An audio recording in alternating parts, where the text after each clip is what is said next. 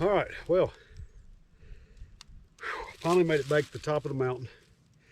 We're gonna sit down a minute and get me a drink of water. And wanted to talk to y'all about something.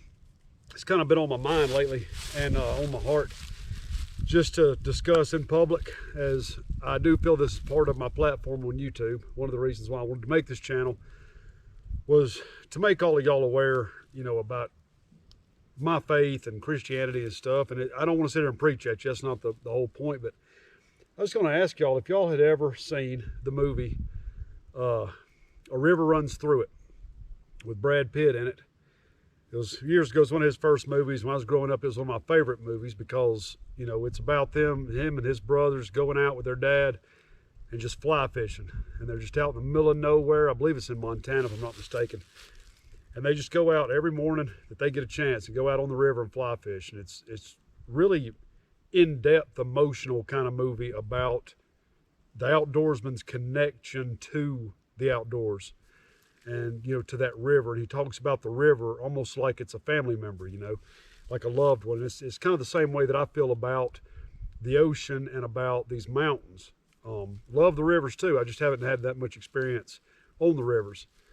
But one thing that really did catch my attention in that movie, especially recently, one of the last times I watched it, is that their dad always brings a Bible with him.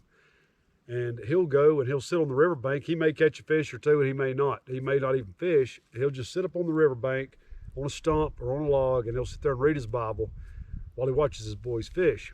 And, like, to me, that was really more significant now. Used to, I didn't think nothing about it. I was thinking, man, if it was me and I was right there, I'd be down there fishing. Bible, for church on Sunday. And then, as I got older, obviously I didn't think, the same way quite as much. It was more of a guilt thing about I should probably be in church on Sunday reading my Bible rather than be fishing, because that's what I would be doing. And this being Sunday afternoon really got me thinking this morning in church, about going turkey hunting and it being Sunday. I don't have any problem going hunting on Sunday. And I don't have any problem with other people going hunting on Sunday. I don't feel like that is a bad thing necessarily.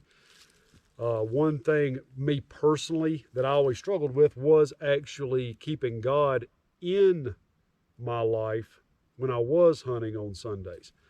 And if you just skip church to go hunting, there's always been this kind of you call it a gray area about whether or not you're spending time with God in the woods instead of spending time with God on Sunday. Now, me personally, I got to where the less that I went to church, the less that I thought about God. So when I was in the woods, it's not like I was necessarily out here to worship him and thank him for this creation.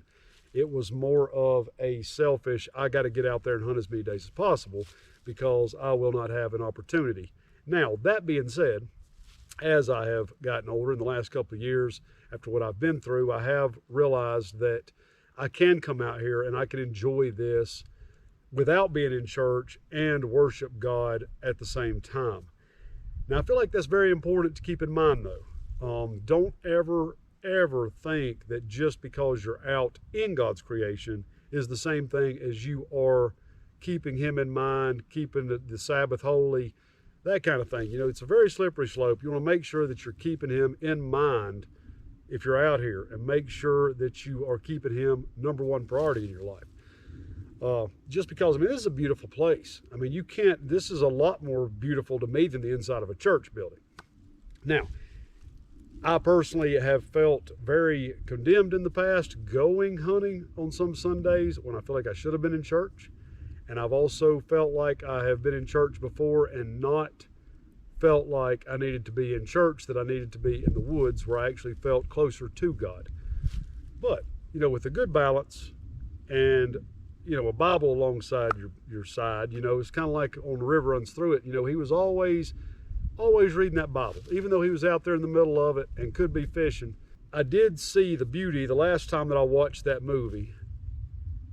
I understood how you can come out here and stop and take it in, because you do realize that you can always come back here later and hunt or fish or whatever. But if you don't take the time to look around and understand what you've got available to yourself, then it's very easy to take it for granted.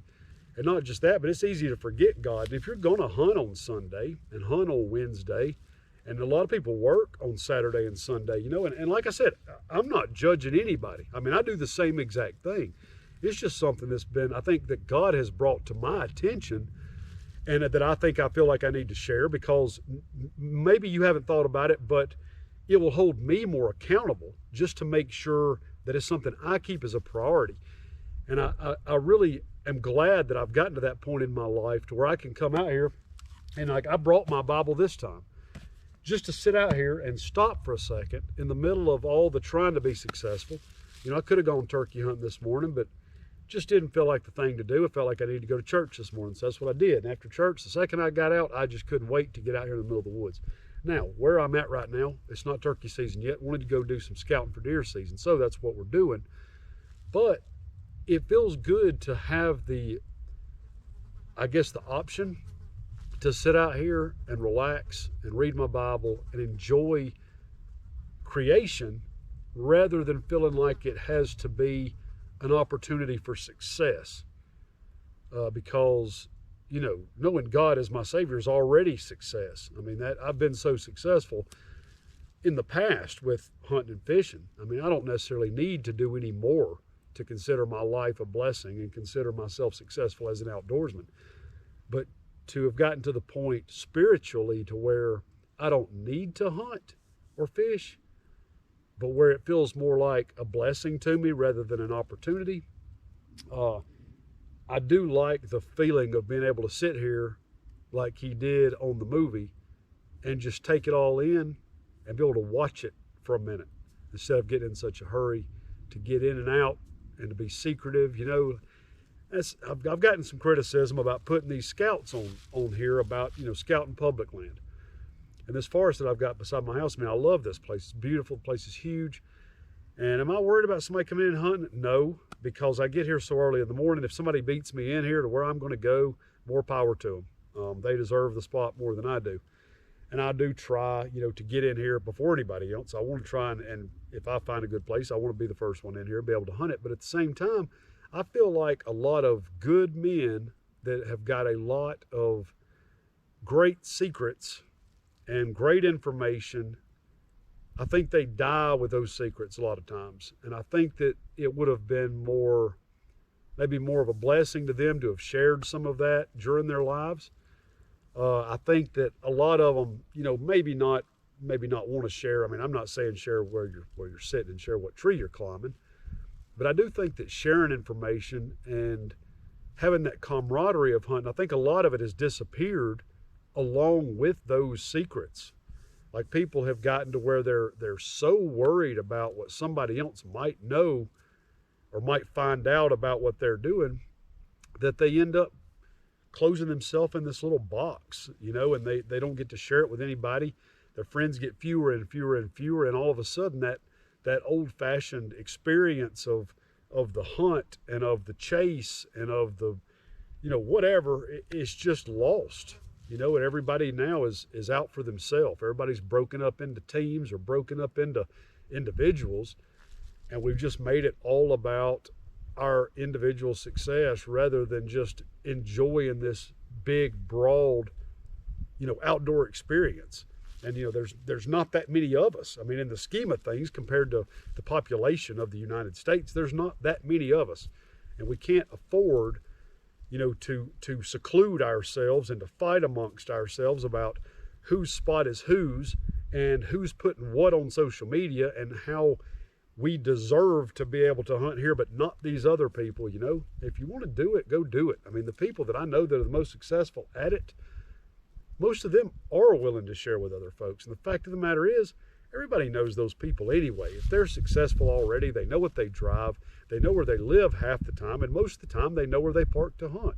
So, I mean, if you want to go in there and you want to kill their animals, then go in there and try to do it. But you're not going to do it the way that they do it, because they're better at it than you are. So if you're getting your panties all in a wad because you can't go in there and kill a monster buck because somebody else is putting it on social media, well, half those guys that's putting it on social media are the ones doing all the killing anyway. So people already know them, and if they can outdo them, then I'm sure you can too. So that being said, I want to tell y'all a little story about this Bible right here. I've had this Bible. This was one of the first Bibles that I was ever given when I was young. This is a really, really cool story. When I was a kid, I had a red Toyota 4-wheel drive growing up. I was 17, I think, when I bought it. On a trip down to my hunting club one time in Selma, Alabama, I blew out the main seal. When I got to the club, there was oil just pouring out from around the engine compartment. I didn't know what to do. I'm freaking out. I mean, I'm a kid. I didn't have a way to fix it. Didn't have a way to get home. So one of the guys that was in my club, his name was Nick. And Nick he was like that guy in the hunting club that was everybody's buddy. Like Nick loved everybody. Everybody loved Nick. He was that guy. Killed some big old huge deer too. He had a son. His name was also Nick. He was my age. Me and him were friends growing up in the hunting club. You know, we used to hang out together, throw the football and stuff in the hunting club when we was little kids. And when his daddy found out that my truck was messed up, he was down there at the club. He offered to give me a ride back to the house, at least meet my mom halfway so she could come and pick me up, and actually agreed to buy my truck for a set amount of money that I had decided to sell it to him for if he wanted the thing.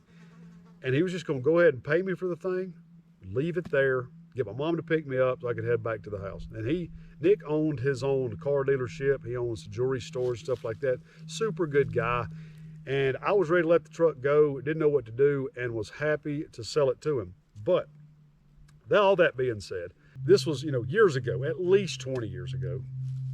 Well, I get a call about 6 months ago or so, and little Nick had called me and was like, "Hey man, this is Nick. How you been?" And I was like, "Great. What in the world have you been up to? I ain't talked to you in forever." He said, "Man, you're never going to believe this."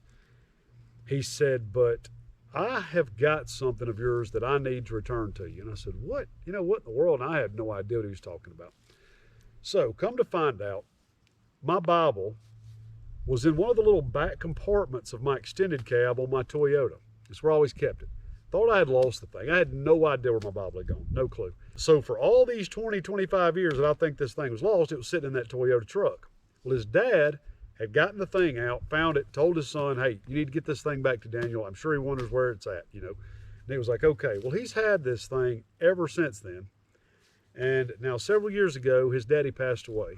And horrible. I hated to hear it because he was such just a cool guy. I mean, if you ever knew the guy, he was one of those one in a million kind of guys that everybody hoped was at the club when you got there. He was just fun to be around. And Nick told me, he said, "Man, I have got a Bible that I found in that truck." And he said, "I need to get it back to you." He said, "I've been meaning to get it back to you since before Daddy passed away."